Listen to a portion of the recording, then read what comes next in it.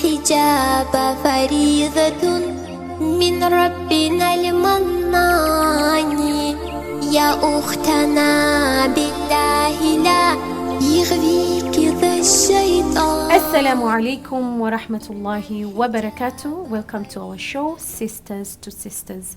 I'm your host, Ustada Aisha Muhammad Abdi Khair.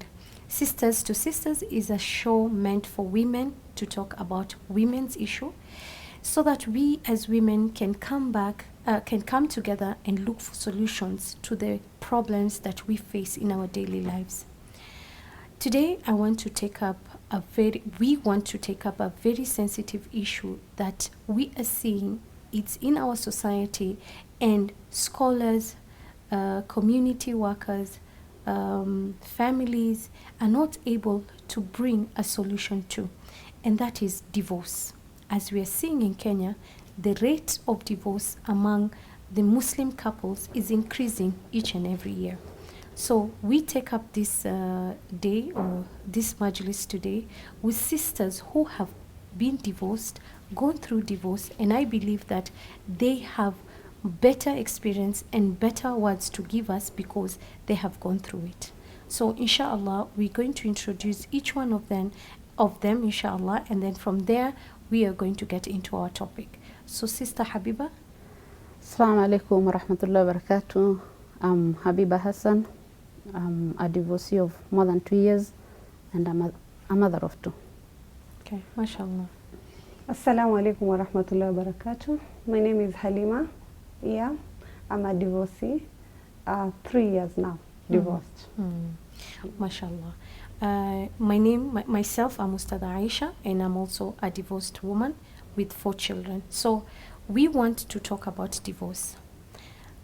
Divorce has always been a taboo in our society.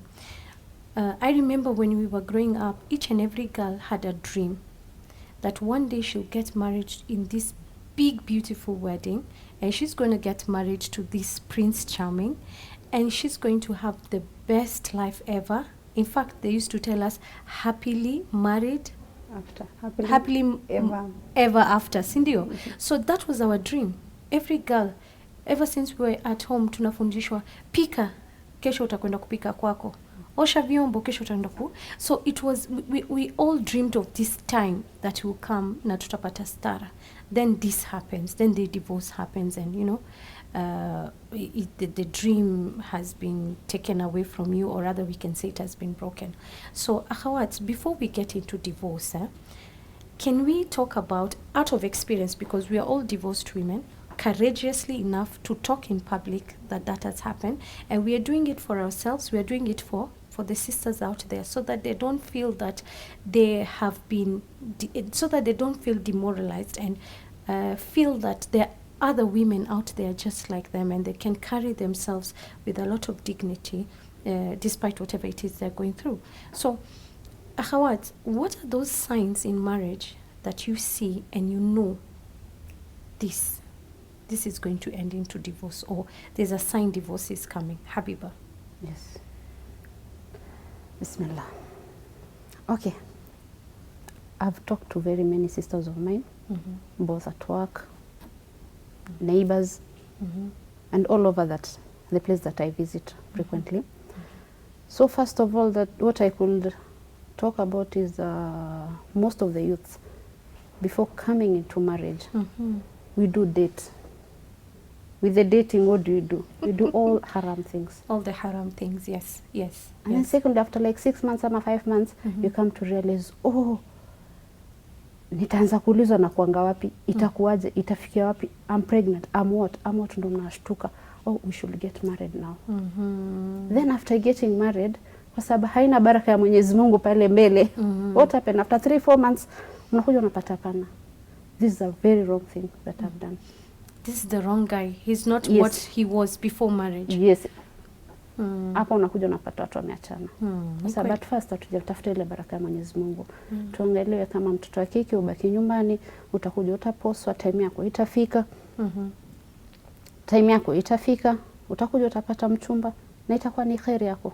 utatoka utaenda pale na Allah atakufungulia atazaidia pale penye By the way, umefika. it's true. I think Habiba, what you've not said well, I can tell you, is that you see when you're dating this man, yeah, Yes. there are things you've done with this man. Yes. You've hugged, you've kissed, you've gone up to an extent that now you've slept with this man. Exactly. So you know his bad, you know what makes him happy, Yes. you know what makes him sad. You getting? So you know this man inside out center as a boyfriend. Yes. So when you're coming into marriage with this man, hakuna kitu yote hata mpya, like the way our mothers used to get married. Wajua our mothers used to be told, tomorrow is your wedding. Na hujamwona huyo mume. Na hata ajui huyo mume anakaaje. You know? So for them, day one was an excitement. Like the whole time she was telling, I remember my grandmother telling me, on my wedding day I was crying and everybody was laughing and was happy, and I was saying, why was you? Because I was so scared. I didn't know if that man had one eye, if he had one leg. I had no idea.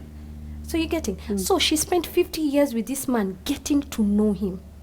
I getting? Yes. But now what happens to us? We date, we get to know this man. Yes. Kila kitu, yani you know him inside. So the moment he's in marriage, there's no excitement. Ushaboeka mtu wangu 6 months, una like, ai, mshazoeana. So hakuna kubamba tena, hakuna kitu yote yani anaweza kuexcitisha. In fact, sasa you starting missing the other boyfriends, yeah?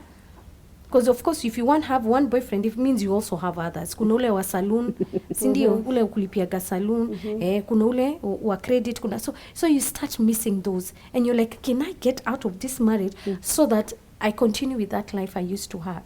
So I really agree with you, wallahi ukhti. I don't know, Halima, what are those signs also? One of the major signs, okay, she's talking about the dating.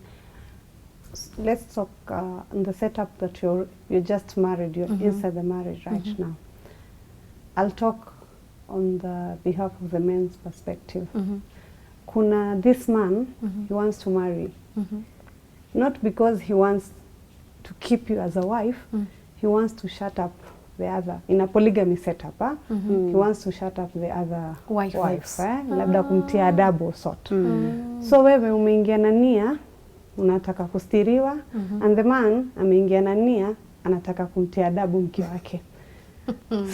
So you'll be there trying to correct this person, but this person, huku kukishatengezeka, you'll be having the signs you check is like, kivunja kikombe we, ukizungumza nitakuacha. Obviously that marriage is going nowhere.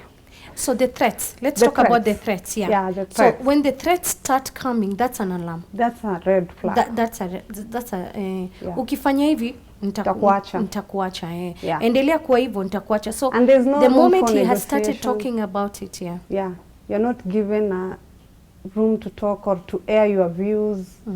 You see, it's like a dictatorship sort of marriage. So to me that's a red flag. That is a red flag. Yeah. For me, what I think is also when couples are not ready to meet in the middle. When the couples, Consensus. so it's always, it's me and Mr. Right. It's me and Mrs. Right. Kila mtu yuko right. Are you getting? Hakuna ule aneza walafu, unajua?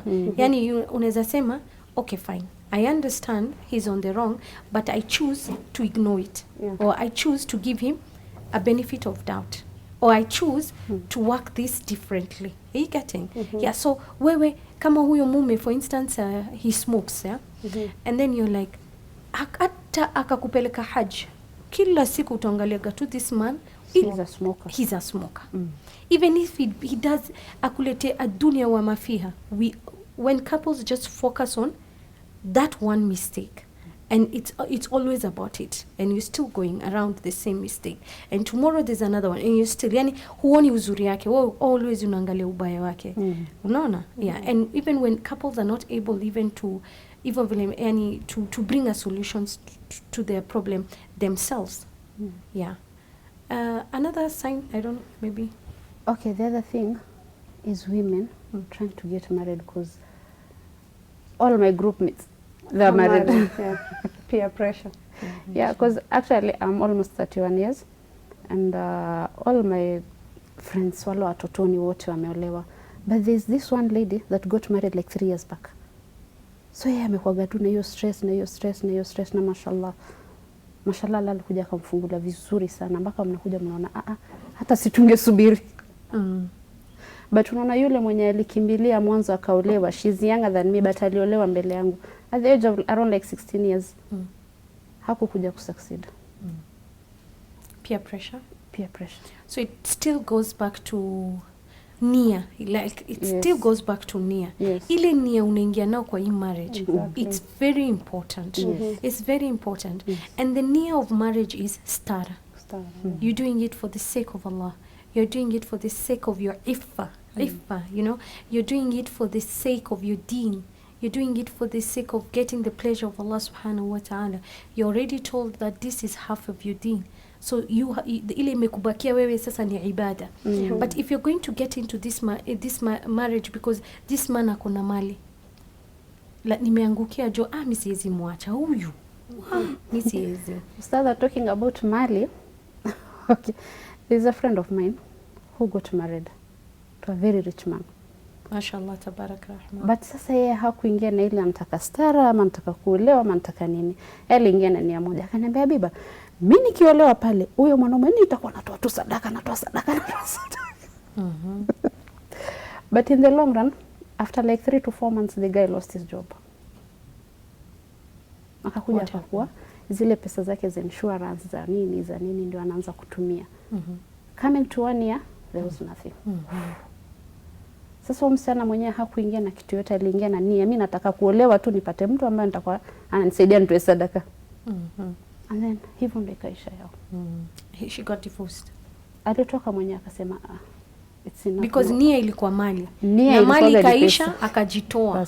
So unanipata? So those are the things we are talking about. The nia. So that's an alarm for me. Akhawat, do you think family play a very big role when it comes to divorce? Why don't we start with when it comes to marriage first? Marriage. Okay, thank you. When you're getting married, kuna this nowadays, actually tuongee sasa in this generation that we are in right now.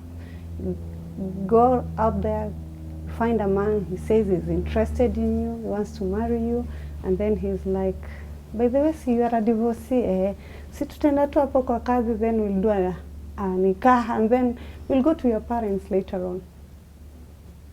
This setup, initially, I thought it was good because being a divorcee, I thought my first marriage, my family, neither his family or my family came in between. Nothing happened. I still got divorced. So whether niwaite kwenye nikaha or I involve them or not, because what we are being told nowadays, you can correct me, that mwanamke akikuwa divorcee akuna ruhusa ya kujitolea. You don't need awali. By the way, that is a topic on its own. Exactly. Yes. Yeah, I stand to be corrected. Yes, it is true. It is true. She a woman who has been married before can marry herself off. Lakini kuna steps on how to do it. You just don't go marry yourself.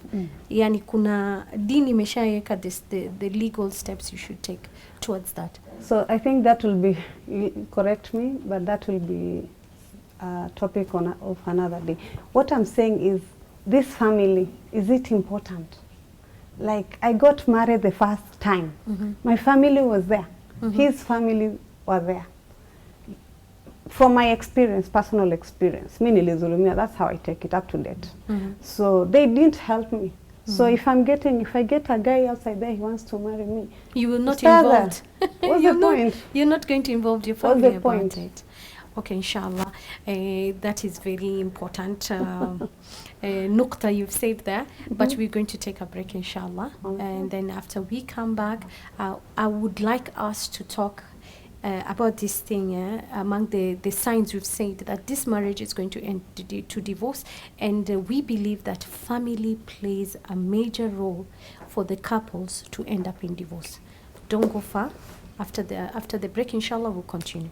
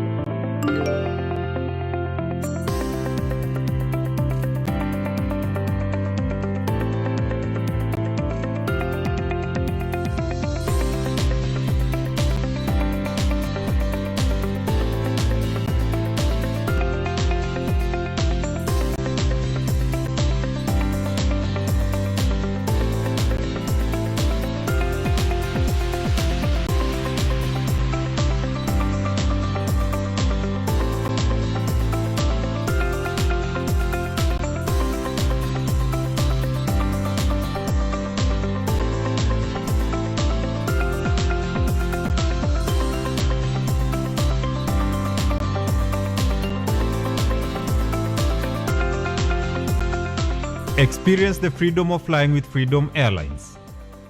Freedom Airlines, expand your horizons.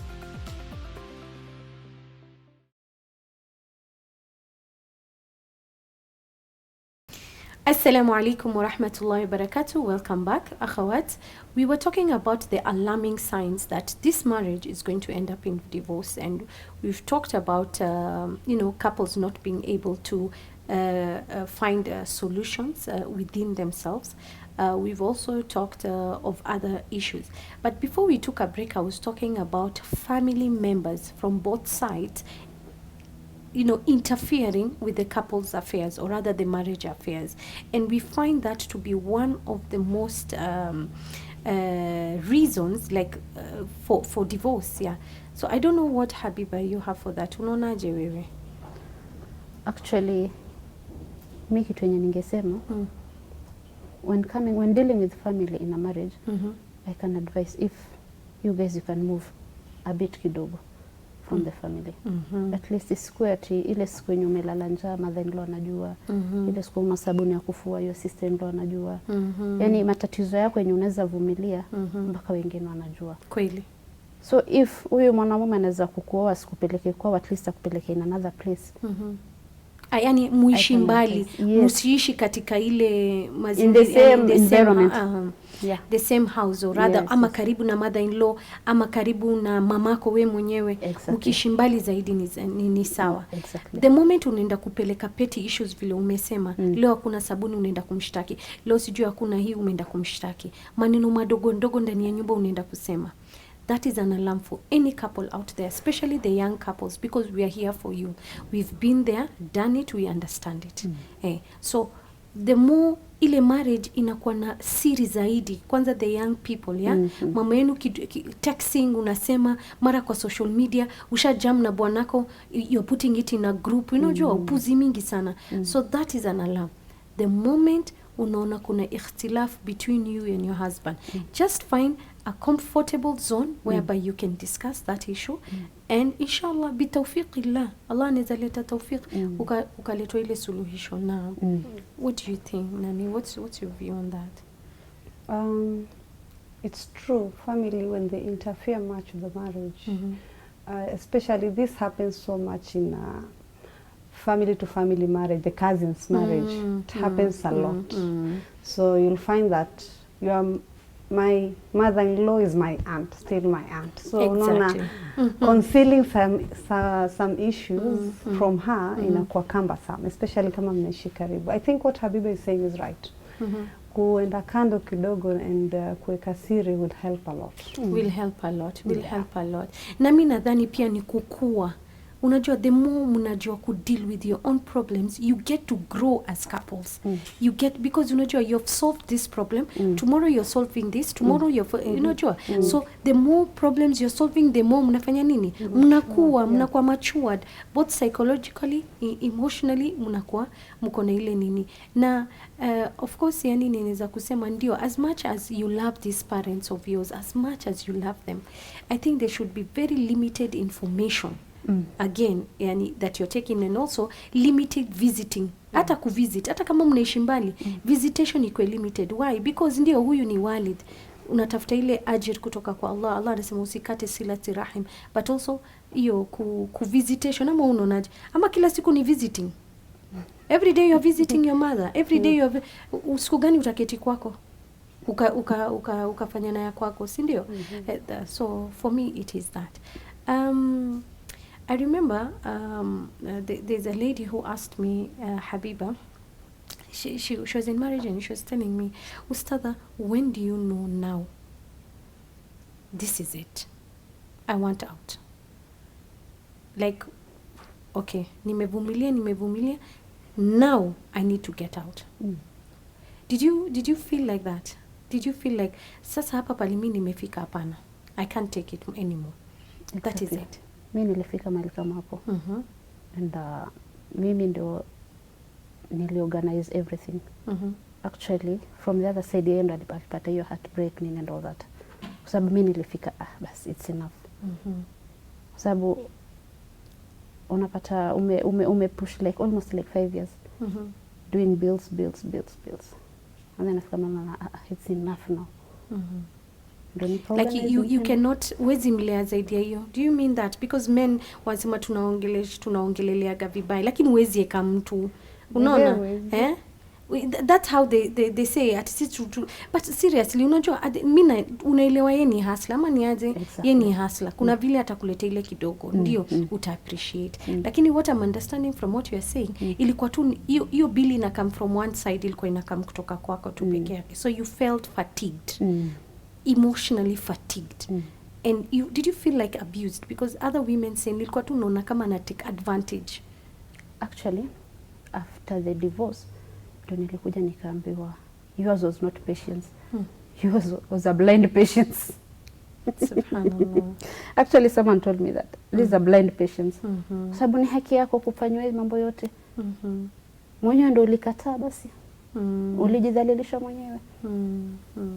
No, that's what people are not telling you, mpaka una feel, So I was wrong then. So you took that divorce feeling that I'm not getting the support I need from this man, and you thought you should take a break from that. Ama you thought I'd get a better one. Let me leave. I get another better one. Who will take better care of me? Actually, if to talk a little bit, when coming to this marriage, unaona venye ukiwa pale nyumbani sijui unapataga huyu ni somo wako, ule ni nani, anakuelezea. I didn't have something of that kind. Or you didn't get a mentor? Nothing of that kind. No premarital counseling? Nothing of that kind. Okay. Alafu nilisahau pia mambo inaitwa istikhara. Wewe ulijigonga na umse? Mimi mwenyewe. Wow. So mwisho nikakuja nikasema haya ni msalaba wangu, acha nibebe. Nikabeba ikanilemea. Wow. That's how it happened. And alhamdulillah, but yote nilifanya kwa sababu Mwenyezi Mungu na Allah alinipa nguvu. Kwa sababu after that siku feel that pain of sitting down crying sijui nini. Mimi nilijipata mimi ndo nampa sasa yeye nguvu. Really? Nilimwambia asini kadari ya Mwenyezi Mungu. So he was down. Mama ni kadari ya Mwenyezi Mungu. Sasa mimi at times nilikaa nikajiuliza my normal. So how old were you when you were doing that, when you're making that decision that I want to leave marriage? It was like 2 years back. Okay, almost like 3 years now. So you were young, under 30. Yeah, I was Under under 30 years Yeah, old. I was under 30. What's your take? On your side, my side, Now when did you feel like enyewe jua hapana? Okay, me I was willing to take it. Really? Yes. As much as it was up to here. That is exciting.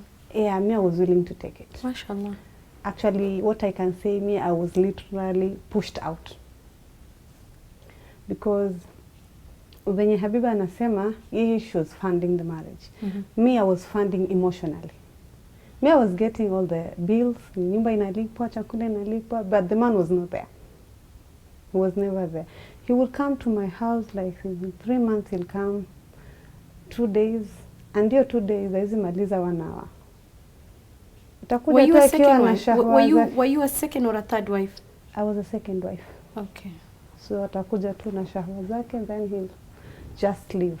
And then when he asks, he'll be like, ni nini upati? Na akitoka atarudi na zile nguo alikuwa nazo. But you know what? The funny part is I was willing to take all that. As much as I was complaining to him, kwa sababu hata hiyo kucomplain was an issue. If you complain, utaachwa, atakuacha. Hiyo nilikuwa vitisho, nitakuacha. Na wewe unataka kuolewa, you have to take it. Because marriage ni stara. Yeah, as much I mean, it's dignity. Exactly. And then I'm like, sasa nikitoka, I'll be...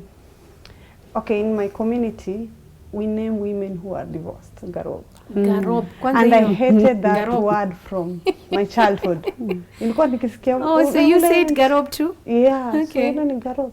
Garob. I hated that one. So I never imagined myself being a Garob. So, afadhali nikayapa, this man, let him come once a year. It's okay. Lakini nisitwe Garob. You see? I get That you. is how it I went. get It you. went down like that. So, Until there's a time alirudiana na there's another wife alikuwa ameamua kisha akamwacha, so alirudiana. I asked, niliona na post Facebook, WhatsApp kwa status wako honeymoon. So me I inquired, so ulirudiana na so and so and you didn't tell me. Mimi naambiwa ako Ijtimai. Mimi niko Ijtimai, by then mtu wa Ijtimai, mimi niko Ijtimai. So mimi najua mtu ako Ijtimai, on the other hand nafungua WhatsApp, ai jamaa kwa honeymoon Mombasa. Ala, me I didn't have an issue akirudiana hata akiwa. I used to tell him, oh hata 1 minute it's fine, but just let me know. Nijue tuko kadhaa msururu. But you don't tell me, how will I know? So the minute I inquired, umerudiana na fulani, it's like I just ticked her, I niliguza her ticking bomb. Tuachane. And that is how I got the divorce. Despite taking all that, despite being there. And you know what's so painful about divorce, eh? So I'm getting you what you're saying. Me, I was ejected. Yeah. You've invested your emotions in this marriage. Emotions, yeah? You've invested your energy in this marriage. You've invested your whole entire being into this marriage. Hata usiongee hizo bills ulikuwa unaongea. Hiyo hata is nothing. Hata ningelipa. If yes. It was me ningelipa. Kama ningekuwa silipi si ningelipa. If I was taking all Bora that, what is bill? Bora nimeolewa. So after all that, so the pain is here. After all that, bado inaisha, unatolewa ama unajitoa. Unapata? Unajua kujitoa, I understand why she feels relieved. Kuna kujitoa na kuna kutolewa. Kutolewa it's more painful than kujitoa. Yes, ni kweli, I agree. Kujitoa because you're fed up. Yeah. Kutolewa, umetolewa but unajua uko na kale ka hope inside, like things will change. Maybe it will change. Acha ni kwetu na subra, maybe it will change. You just give this person, kila siku tu unampatia hiyo benefit of doubt. He'll change. At the end of the day unajipata uko nje. And then I'm like cursing myself, why did I ask? Ningeacha tu. But still ukiangalia, I'm a human being. You would have lazima asked. Nami mwanamke lazima okay, I did not ask ile umerudiana na huyu. Unaacha? No, I just inquired ile curiosity. So we are getting, so that is what happened. So if we look on both sides, because Islam has given you the right to get a divorce as a woman, you walk into a qadi's court and the qadi gives you your divorce. It's called khula.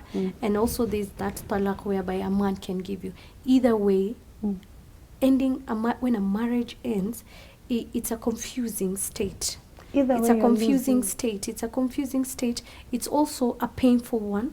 And it's also, we can say, for a woman, it's an ibtila, nimtihani. Because 50,000 years before you were born, the book was written. That on a certain day you get married, and on a certain day you get divorced. So it is who knows how to deal. It is how we deal with it. Hada min indillah. Si ati ulikuwa umejiandikia, imetoka kwa Allah subhanahu wa ta'ala. So we are going home knowing that people in marriage, people who are divorced, worked hard to make the marriage work. Unajua vile watu wanasemaga, huyo aliacha marriage yake. No. Huyu mtu worked hard day in, day out to make this marriage work. But it is by the qadr of Allah that it didn't work. And it's not the woman's mistake that it did not work. And a Muslim woman should not be condemned to get out of her marriage, because yeye ndo anajua vilile viatu ilikuwa inabana na vipi inavyobana. Are you getting? So I think with this, I think we've even run out of time. Inshallah, we'll do more episode on it, akhawat, and talk more about it, inshallah. But just for this introduction of our series of divorce, inshallah, I think we've done well. And we're able to express ourselves, alhamdulillah, and at least we're taking something home. Alhamdulillah, we've come to the end of our program today. Na natumai ni wenye kufaidika, hasatan na hii maudhui ya talaq. Tumeiangalia kidogo upande wa marriage, but that is not why we are here. Inshallah, the next episode zikija tutaongea zaidi juu ya divorce. Allah subhanahu wa ta'ala anasema katika Quran, at-talaq maratan. الطلاق مرتان فإمساك بمعروف أو تسريح بالإحسان. Sasa saa zile mnawachana kwa uzuri. Kwa hayo kidogo ambayo tumekuwa nayo leo, I am Ustadha Aisha Muhammad Abdi Khair, na kwa niaba ya ukhti Habiba na ukhti Halima, wassalamu alaikum wa rahmatullahi wa barakatuh.